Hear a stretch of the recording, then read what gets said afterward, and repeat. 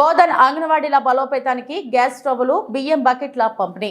బోధన్ పట్టణంలోని 113 అంగన్వాడీ కేంద్రాలకు గ్యాస్ స్టవ్లు బియ్యం నిల్వ బకెట్లను ఎమ్మెల్యే ప్రభుత్వ సలహాదారు సుదర్శన్ రెడ్డి లయన్స్ క్లబ్లో శుక్రవారం రోజున ఏర్పాటు చేసిన కార్యక్రమంలో పంపిణీ చేశారు.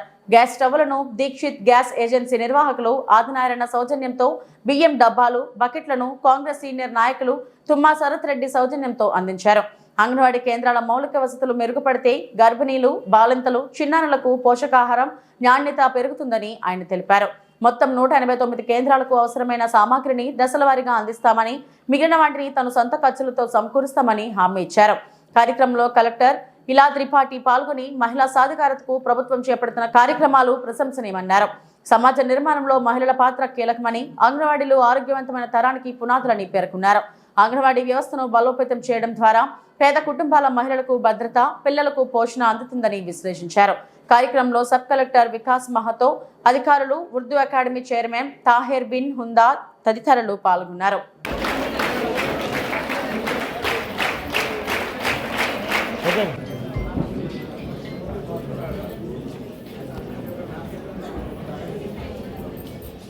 ప్రతి ఒక్క పెద్దలందరికీ మరియు అంగన్వాడీ టీచర్లకి, సూపర్వైజర్లందరికీ, ఇక్కడ ఉన్నటువంటి పాత్రికేయ మిత్రులందరికీ కూడా నా యొక్క ధన్యవాదాలండి. నిజామాబాద్ జిల్లాలో మొత్తం 5 ప్రాజెక్ట్స్ ఉన్నాయి. అందులో మన బోధన్ ప్రాజెక్టు అన్ని అంశాలలో కూడా సార్, మన బోధన్ ప్రాజెక్టులో మనకు మొత్తం 10 మండలాలు మన గౌరవ ఎమ్మెల్యే గారి కృషి ద్వారానే మనకు అందాయి. లయన్స్ క్లబ్ తరఫు నుంచి అందాయి. ఆ రోజు నేను సార్కి విన్నవించుకున్నది, సార్ మాకు ఇంకా రైస్ కుక్కర్లతో పాటుగా మన అంగన్వాడీ సెంటర్లకి చాలా రిక్వైర్మెంట్స్ ఉన్నాయి సార్. ఇన్ఫ్రాస్ట్రక్చర్కి సంబంధించి మనకి సెంటర్కి సంబంధించినటువంటి చాలా నీడ్స్ ఉన్నాయి సార్ అనేసి నేను ఆ రోజు సార్కి చెప్పటం వల్ల సారు నాకు పదే గుర్తు చేస్తూ ఎక్కడ ఎవరు కనపడ్డా ప్రతి ఒక్కరితోటి కూడా మాకు ఈ రకమైనటువంటి సౌకర్యాలు అందజేస్తున్నందుకు ధన్యవాదాలు సార్.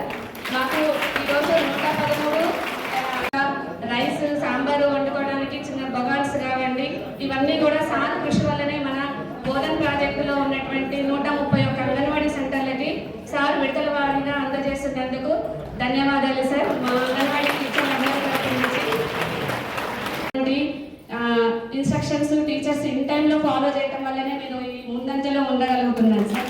దానికి నాకు మీ అందరి సహకారాలు ఇక్కడ ఉండటం వల్ల మన బోధన్ ప్రాజెక్టుని ముందు దశలో ఉంచడానికి నాకు ఎంతో ఉపయోగపడింది సార్. ఇలాంటి కార్యక్రమాలు మీ ఆధ్వర్యంలో ఎన్నో చేసుకోవాలి. మా సెంటర్లు ఇంకా ముందు మంచి ఉన్నత స్థితిలో ఉండడానికి మీ సహాయ సహకారాలు ఎప్పుడూ ఉంటాయని నేను భావిస్తున్నాను సార్. మన మహిళా కలెక్టర్ గారు, నమస్కారం మేడం.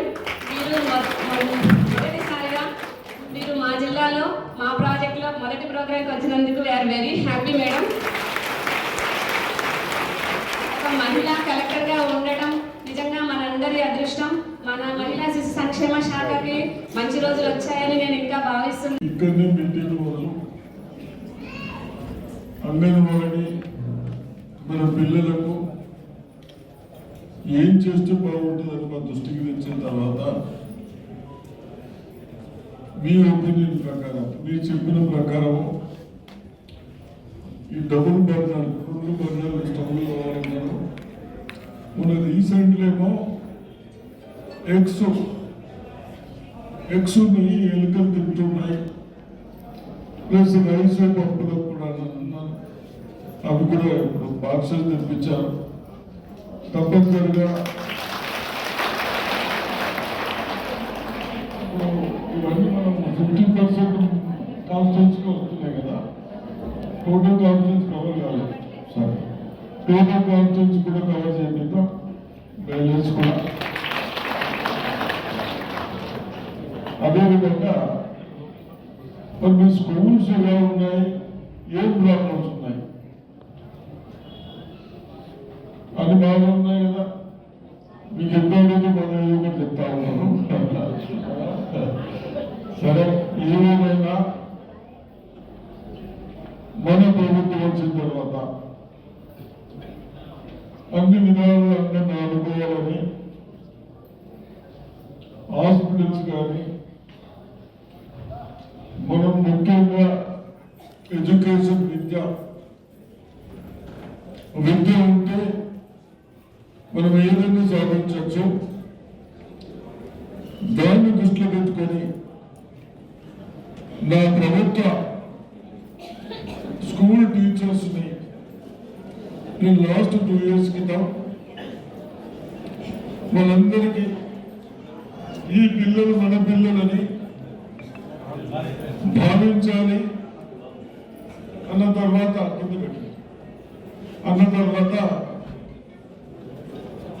మరి మంచి రిజల్ట్స్ ఇస్తూ ఉన్నారు టీచర్స్ కూడా. గర్ల్స్ ఉన్నారు, జెంట్స్ ఉన్నారు.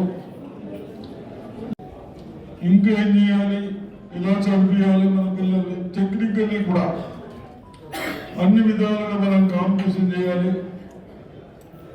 చదువుతో పాటు టెక్నికల్ ఇప్పుడు చేయడం వాళ్ళు ఏదన్నా వాళ్ళు చేస్తూ ఉన్నారు, మనం ఎందుకు చేయలేము? మీ స్త్రీలు ఒకటే పద్ధతులు ఉంటుంది కాబట్టి మీరు కూడా బాగా ఆలోచించాలి. చిన్న చిన్నవి కూడా మనం చేయలేక అందరూ పడండి. ఇప్పుడు బయటకు పోతే అందరూ మనం పంపిస్తా ఉన్నారు, అవునా? మన పిల్లలు ఇంత కష్టపడి బయటకు పంపిస్తే అక్కడి నుంచి అందరూ పంపిస్తా ఉన్నారు. రీజన్స్ 140 కోట్ల మనం పాపులేషన్ ఉన్నాం, మనకి అన్ని అవసరం ఉన్నాం, మనమే అన్ని చేసుకోవాలి. ఏం కావాలి? నాలెడ్జ్, తెలివి కావాలి, చేసే విధానాలు కావాలి. తప్పనిసరిగా మీకు మనకు మహిళా కలెక్టర్ వచ్చింది, మంచి కలెక్టర్ వచ్చింది. యూనిట్గా పనిచేసుకోండి. ఏదేమైనా స్కూల్ ఇంప్రూవ్ చేసుకుందాం. ఇప్పుడు 200 కోట్లు అయింది స్కూల్, మనకు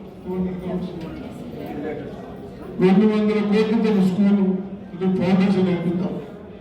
ఎవరు మనకు? మన పిల్లలకు బెస్ట్ స్కూల్ 12 ఎప్పుడు జూన్ నుంచి ఆ విధానం చేస్తున్నాం. ఏ విధానాలైనా మేము ఏదైనా తప్పు చేస్తే సార్ ఇట్లా చేస్తే బాగుంటుందని అంటే ఏం తప్పేం లేదు. అదేవిధంగా మీ డాక్టరా సంఘాలకు కూడా చాలా డబ్బులు ఇస్తున్నాం.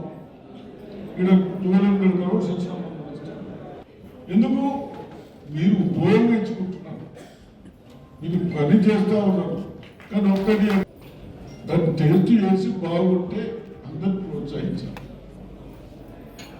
ఈ చిప్స్ విప్స్ అన్ని బంద్ చేయాలి. ఇప్పుడు మొలకలు, శనగలు అంటే మనకు రేపు హాస్పిటల్ పోకుండా మన ఆరోగ్యం బాగుండగా హెల్దీగా ఉంటే ఏదైనా పని చేయగలుగుతాం. అర్థమైందా? ఫస్ట్ రాగానే మీ అందరి కొరకు, మహిళల కొరకు అక్కడ ఈ హాస్పిటల్ అది బస్తీ దవాఖాన కూడా స్టార్ట్ చేసినాం. ఇలా ఒక స్కూల్ ప్లేస్ చూసినాం, బస్తీ దవాఖాన చేసినాం, మీకు స్టవ్లు ఇస్తున్నాం. శరత్ చైర్మన్ భర్త మున్సిపల్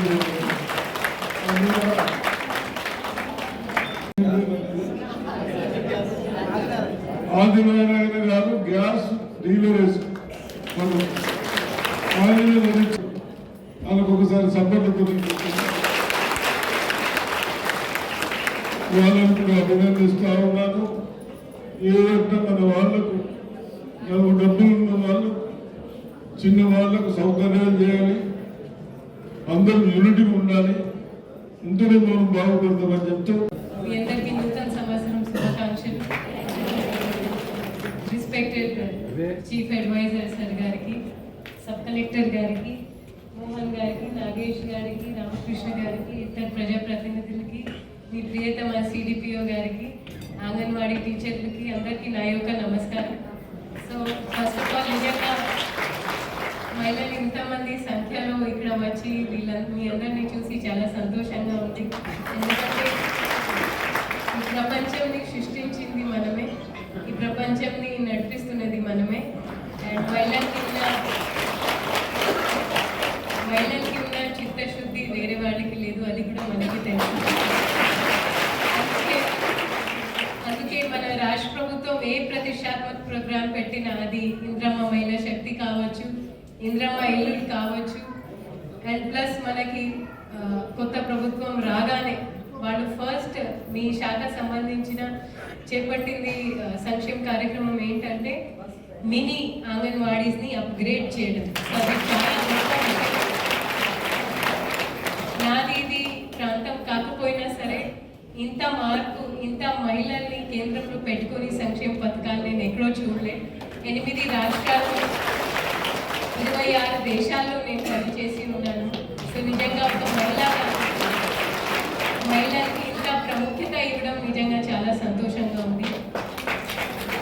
సో అంటే మనకి హక్కుతో పాటు బాధ్యతలు కూడా వస్తాయి.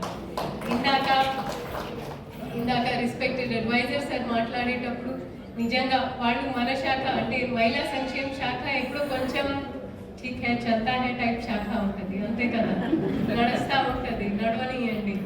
బట్ వారి ప్రత్యేక చొరవతో ఆల్మోస్ట్ ఒక 113